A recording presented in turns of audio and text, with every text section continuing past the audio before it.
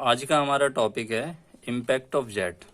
देखिएगा, impact of jet को पढ़ने का क्या पर्पज है। हम कोई भी टरबाइन या पंप के ऊपर जो उसके वेन्स होते हैं, वेन्स के ऊपर जो फोर्स एक्सर्ट होता है, अगर हम टरबाइन की बात करें तो फ्लूइड के द्वारा जो हमारा वाटर जेट है वो उसके वेन्स के ऊपर एक फोर्स एक्सर्ट करती है। उस फोर्स को कितना फोर्स एक्सर्ट कर रही है, वो सब चीजें हम जो इससे पता लगा पाएंगे। इसमें कि जो जेट है, वाटर जेट, वो कैसे परपेंडिकुलर टू द प्लेट है या टेंजेंशियली है प्लेट के, तो उससे फोर्स की वैल्यू चेंज होगी, तो उससे हम कैलकुलेशन कर पाएंगे किस तरह कैलकुलेट करना है। वो सब चीज हमें इस चैप्टर में पता चलेगा। अब हम बात करते हैं वेन। हम जो शुरू करते हैं, हम इनिशियली मानते हैं कि भाई चलो शुरू करते हैं कि सबसे पहले हम अगर वेन हमारा, हम कहते हैं फ्लैट प्लेट है, फ्लैट प्लेट की तरह एक जो एकदम चपटी चादर जो होती है, फ्लैट एक, उसके ऊपर अगर जेट है हमारी स्ट्राइक करती है तो उससे क्या क्या फोर्सेज जो लगेंगे, उस पर कितना फोर्स हमारा एग्जर्ट होगा।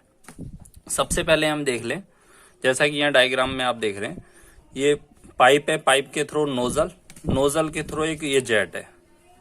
ये जेट जो है ये फिक्स प्लेट के ऊपर इस तरह कुछ v वेलोसिटी से ये इधर आ रही है, टकरा करके ऐसे करके निकल जा रही है, कुछ v वेलोसिटी से, जिस v वेलोसिटी से नीचे निकल गई। तो क्या हुआ, ये देखिएगा, ये इस डायरेक्शन में आई। ये कौन सी डायरेक्शन है, ये perpendicular to the plate, flat plate हम बोलेंगे। ये पहला केस है इसका। अब हम फ्लैट प्लेट के केस में बात करते हैं। फ्लैट प्लेट में दो केसेस बनने हैं। जो जेट है हमारी वो जो प्लेट है हमारी वो नॉर्मल टू द जेट हो, या दूसरा केस है कि जो प्लेट है वो इंक्लाइन टू द जेट हो, कि जेट के साथ कि कोई एंगल बना रही हो। ये दो केसेस हम इसमें जो डिस्कस करेंगे। पहला केस अब हम देखते हैं, जब हमारी jet perpendicular to the plate, normal to the plate है। वैसे तो जनरली सभी केसेस में हमें कुछ एज्यूम्पशंस हैं वो देखने होते हैं। क्या क्या एज्यूम्पशंस होंगे कि प्लेट जो स्मूथ होगी, कोई फ्रिक्शन फोर्स नहीं होगा। स्मूथ का मतलब होता है जो फ्रिक्शन फोर्स है,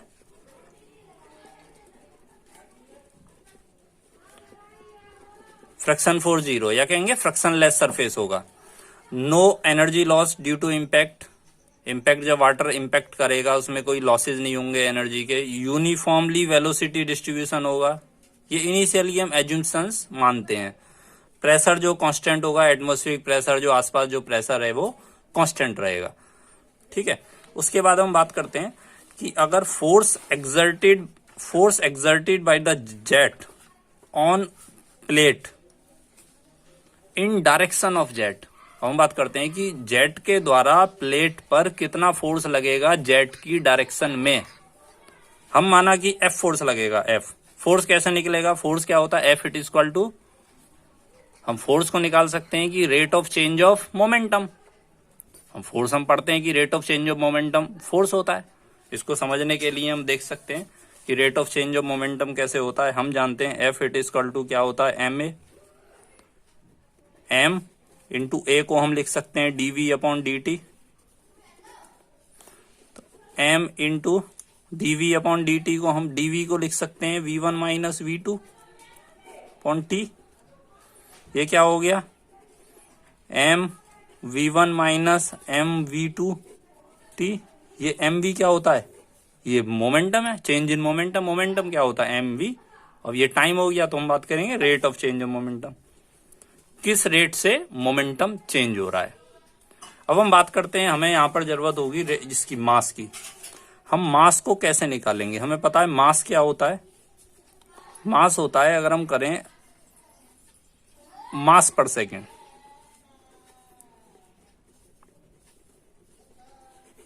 मास पर सेकेंड की हमें वैल्यू हम जानते हैं। क्यू क्या होता है, डिस्चार्ज, हम पढ़ चुके हैं फ्लूइड मैकेनिक्स में। क्यू कैसे निकालते हैं, हम क्यू निकालते हैं ए इंटू वी। यहां पर ए क्या है हमारा एरिया, वी क्या है हमारी वेलोसिटी, मास क्या। अब हमारा देखिएगा ये क्या हो गया, क्यू क्या होता है, क्यू होता है डिस्चार्ज। डिस्चार्ज को बोलते हैं वॉल्यूम पर सेकेंड। अब हमारे पास अगर कोई वॉल्यूम है, हमें मास में चेंज करना है, तो हमें पता है क्या होता है, mass it is equal to volume, mass it is equal to volume into density. Mass it is equal to, तो हम कहेंगे मास क्या होगा, वॉल्यूम, वॉल्यूम पर सेकंड कितना है, क्यू इंटू डेंसिटी ये, तो वॉल्यूम को हम लिख सकते हैं रो इंटू वॉल्यूम को क्यू को लिख सकते हैं ए इंटू वी। तो हमारा मास की बात करें, मास पर सेकंड, तो वो क्या होगा, रो ए वी। अब हम कहीं भी अगर मास पर सेकंड की मास की यूज करेंगे तो उसकी जगह हम क्या लिखेंगे, रो ए वी। तो अब हम फोर्स को कैलकुलेट करते हैं।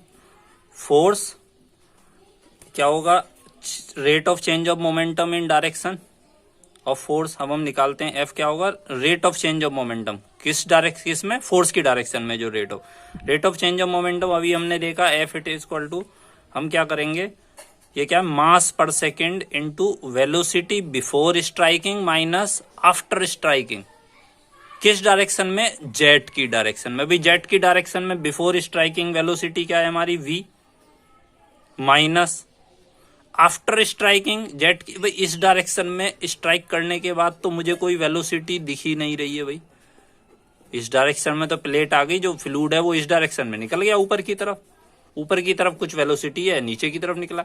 आगे इसकी डायरेक्शन में, जेट की डायरेक्शन में कोई वेलोसिटी मुझे नहीं दिख रही है, जीरो वेलोसिटी है। तो velocity after striking in direction of jet मुझे यहाँ पर जीरो दिख रही है। मास पर सेकंड हमने बोला, mass per second rho A into V. तो अब यहाँ पे ये ब्रैकेट लगाते हैं, तो अब इसको सॉल्व करेंगे, क्या हमारा वैल्यू क्या आई, रो ए वी स्क्वायर। देखिएगा एक वी, एक ये वी स्क्वायर हो गया। तो हमारा फोर्स क्या आ गया, force it is equal to rho A V square. Force की value in direction of jet, ये वैल्यू होगी एफ बराबर रो ए वी स्क्वायर। अब हम अगले केस को देखते हैं इसी के। अब हम बात करते हैं जब प्लेट हमारी, when plate is incline to the jet. अब देखिएगा ये नोजल, ये वाली नोजल से जेट गई, जेट जो है प्लेट से इंक्लाइन है, प्लेट ये अलग एंगल है भाई, जेट अलग है। देखिएगा अब हम क्या करते हैं, इसमें ये जो जेट है हमारी प्लेट के साथ कोई थीटा एंगल बनाते हुए जा रही है, तो हमने क्या कहा, इस प्लेट से एक नॉर्मल, हमने कहा इस पे जो परपेंडिकुलर टू द प्लेट एक फोर्स लग रहा है एफ एन। स्मॉल डी जो डायमीटर ऑफ नोजल है, ये पाइप है, इससे जो पानी जो इन हो रहा है वो प्रति सेकंड वो क्यू है जो इसका डिस्चार्ज है, ठीक है। तो हम इसमें क्या करते हैं, मोमेंटम इक्वेशन अप्लाई करते हैं जब इंक्लाइन वाला केस है हमारा। तो हम कहेंगे force in normal direction, force in normal direction F N. F N कैसे निकलेगा, वही फोर्स इन नॉर्मल डायरेक्शन क्या होगा हमारा, F it is equal to वही mass into change in velocity. तो क्या होगा यहाँ पर, F N it is equal to rho A V, और नॉर्मल डायरेक्शन के जो अलोंग होगी वेलोसिटी हमारी, नॉर्मली क्या होगी वेलोसिटी, देखिएगा यहाँ पे वेलोसिटी ये वी है। अब हम वेलोसिटी की बात करते हैं, वेलोसिटी को समझते हैं। देखिएगा ये वेलोसिटी हमारी वी वेलोसिटी, ये वाली जो वेलोसिटी है ये वी वेलोसिटी से इधर से जा रहा है। प्लेट हमारी ये प्लेट है, एंगल कितना है प्लेट और वेलोसिटी के बीच का थीटा। तो हम बात करता हूँ अब इस प्लेट के परपेंडिकुलर। अब हम बात करते हैं जो नॉर्मल फोर्स है वो प्लेट के परपेंडिकुलर है, तो ये वाली वेलोसिटी कितनी होगी, ये होगी वी साइन थीटा। एंगल के सामने वाला कंपोनेंट साइन होता है, तो ये वाली वेलोसिटी होगी परपेंडिकुलर टू द डायरेक्शन, ये होगी वी साइन थीटा। तो हम क्या करेंगे, इसमें फोर्स क्या होगा, rho A we sine theta, और फाइनल वेलोसिटी ये क्या हुई, इनिशियल। अब ये टकराने के बाद, यहाँ पे जेट टकराई, टकराने के बाद इस डायरेक्शन में perpendicular to the direction of motion वापस किस स्पीड से जाएगी, भाई वापस इस डायरेक्शन में जा ही नहीं रहा है, वो perpendicular to the direction of motion है ही नहीं। तो क्या हुआ हमारा, ये जीरो। अब हमारी क्या होगा, नॉर्मल फोर्स की वैल्यू क्या होगी, F N it is equal to rho A V into V sine theta. लिख सकते हैं हम rho A V square sine theta, ठीक है। ये हमारी आ गई नॉर्मल। अब नॉर्मल जो फोर्स है हमारा, जो ये नॉर्मल फोर्स है, अब हम इसको अगर रिजॉल्व करते हैं दो कंपोनेंट, इसके दो कंपोनेंट होंगे देखिएगा। इसका एक कंपोनेंट होगा जो along the direction of jet, along the axis of jet होगा, उसे बोलते हैं हम अगर F x.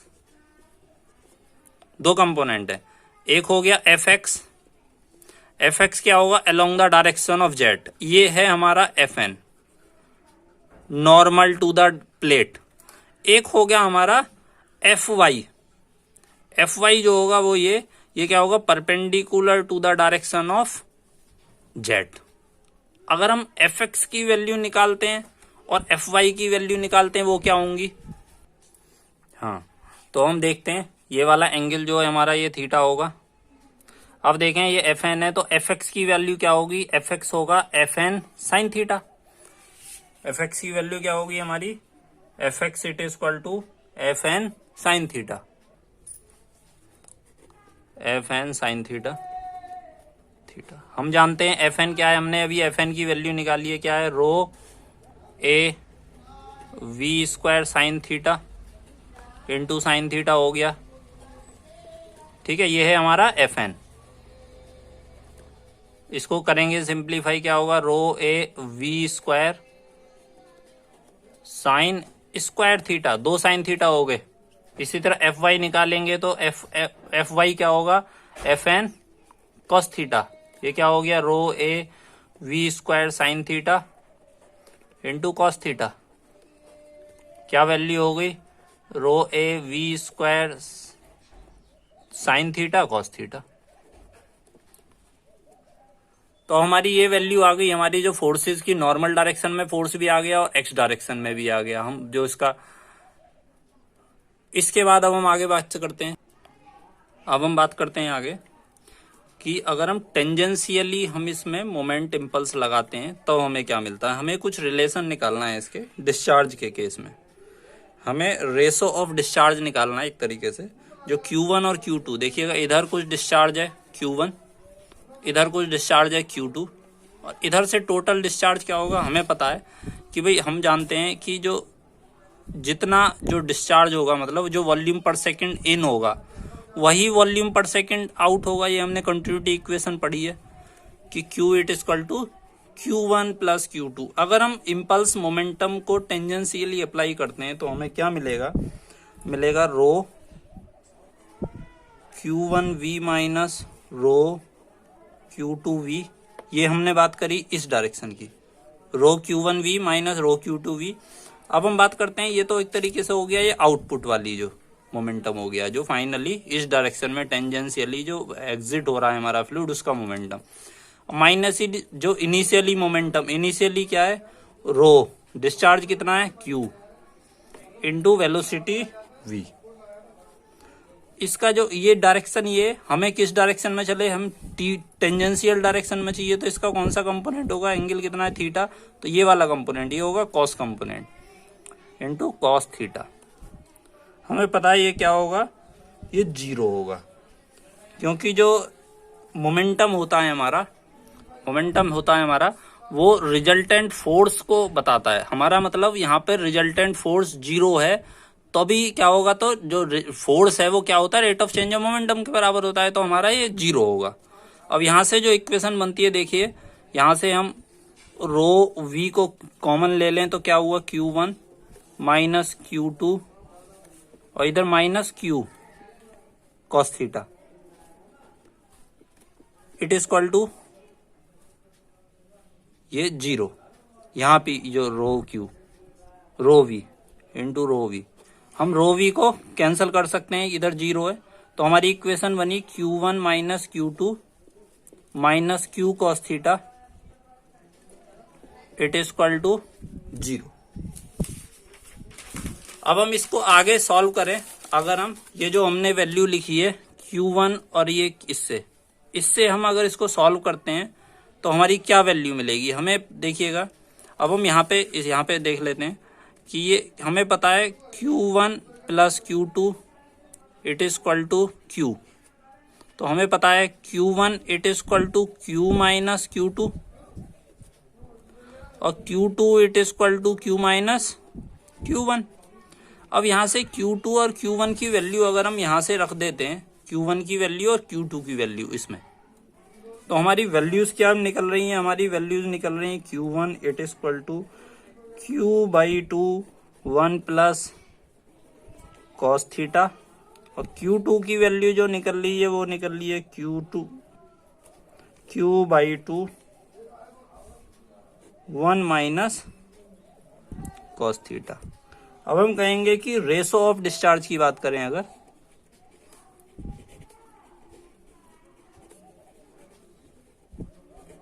Ratio of discharge होगा Q1 minus Q2 it is equal to 1 plus cos theta divide by 1 minus cos theta. तो अगर हमारे कोई क्वेश्चन है, न्यूमेरिकल है, उसमें डिस्चार्ज रेशो या डिस्चार्ज की टर्म्स में वैल्यू दी है, तो हम उसको इस तरीके से भी सॉल्व कर सकते हैं। ठीक है, ये पूरा हमारा फ्लैट प्लेट जो हो गया है, फ्लैट प्लेट, ये इम्पैक्ट ऑफ जेट में जो force exerted on flat plate, ये नॉर्मल टू द जेट और इंक्लाइन, ठीक है, दोनों ही चीज हो गई है।